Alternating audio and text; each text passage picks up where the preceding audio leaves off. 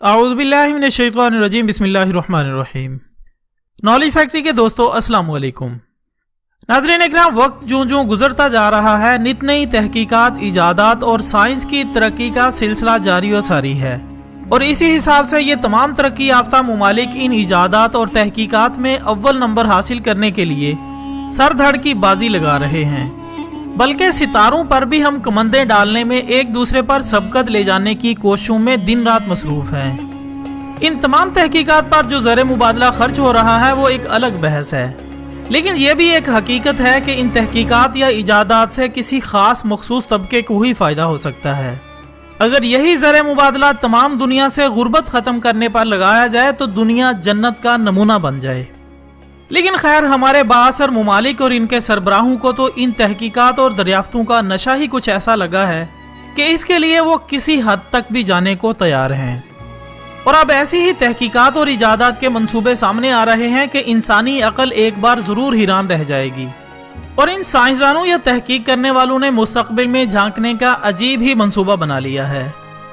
خواتین و حضرات، آسٹریلین اسپیس فورم نے عمان میں مصنوعی مریخ بنانے کا فیصلہ کیا ہے، جس کا مقصد مریخ پر جائے بغیر ہی وہاں کے حالات کے بارے میں معلومات حاصل کرنا ہے۔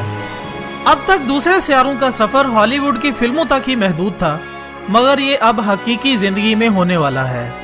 آسٹریا کے ادارے آسٹریلین اسپیس فورم نے عمان کے صحرا میں مریخ جیسا ماحول بنانے کے لیے ایک بہت بڑے منصوبے پر کام شروع کر دیا ہے، جس نے 2015 کی سائنس فکشن ہالی ووڈ فلم دی مارشین کی یاد تازہ کر دی ہے۔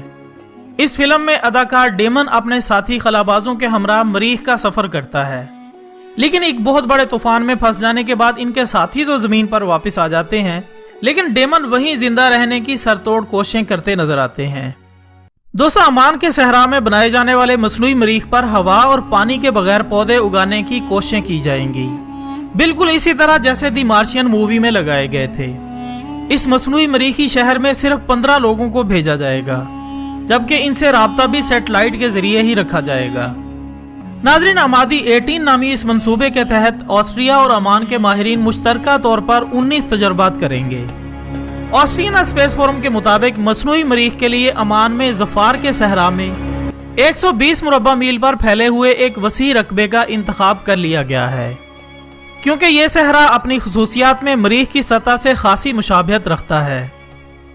خواتین و حضرات، زمین پر مریخی ماحول کی نقل کرنے کا مقصد ایک طرف تو مریخ پر موجودہ ماحول کو سمجھنا ہے، جبکہ دوسری جانب ایسے منصوبوں کے ذریعے مریخ پر انسانی رہائش کو ممکن بنانے کے لیے نت نئے طریقوں پر کام کرنا ہے۔